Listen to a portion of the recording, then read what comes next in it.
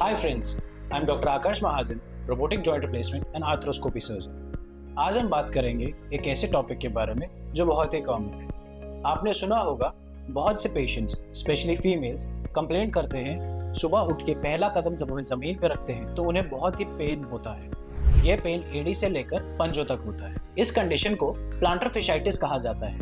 Planter fasciitis एक बीमारी नहीं, एक कंडीशन है जिसमें हमारी प्लांटर फेशिया यानी कि पंजे की एक लेयर थिक हो जाती है और वह दर्द करती है। This is very common in patients who are overweight and diabetic, very common in females as compared to males. So what are the symptoms of this condition? सबसे पहला सिम्टम पेन होता है।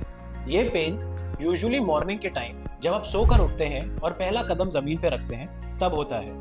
पेन एड़ी से लेकर पंजे के अगले हिस्से तक होता है। चलने में तकलीफ होना और लिम्प करना, बट ये कुछ ड्यूरेशन के लिए ही रहता है। This is very common in patients who are overweight and also in patients who have flat foot, also known as pes planus. So what are the treatment for plantar fasciitis? The first and the foremost is rest. Rest करना बहुत ही जरूरी है अगर आप planter fasciitis से पीड़ित हैं। Acute phase में रेस्ट करने से आपका पेन रिलीव होता है। Second is kinesio taping. Taping is said to be proven in some of the patients who have condition called as plantar fasciitis. Reduces the inflammation and reduces the stress. The third and the most important is use of ice packs. Cold therapy या ice pack use करने से inflammation कम होती है, जिसकी वजह से pen कम होता है।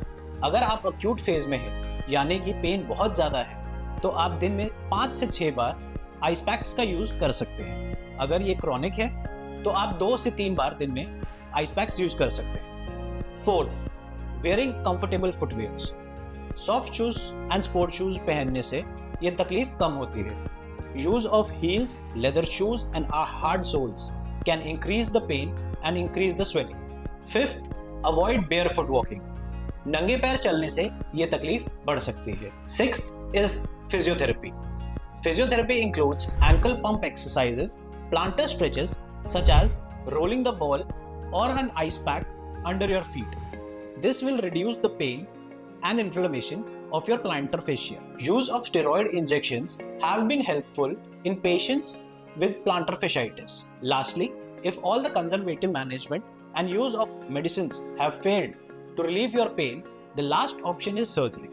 The surgery includes endoscopic release of plantar fascia by using an arthroscope and cutting the plantar fascia, which will relieve your pain and inflammation. For any further queries on plantar fasciitis or heel pain, do contact Dr. Mahajan's Skin to Bone Clinic.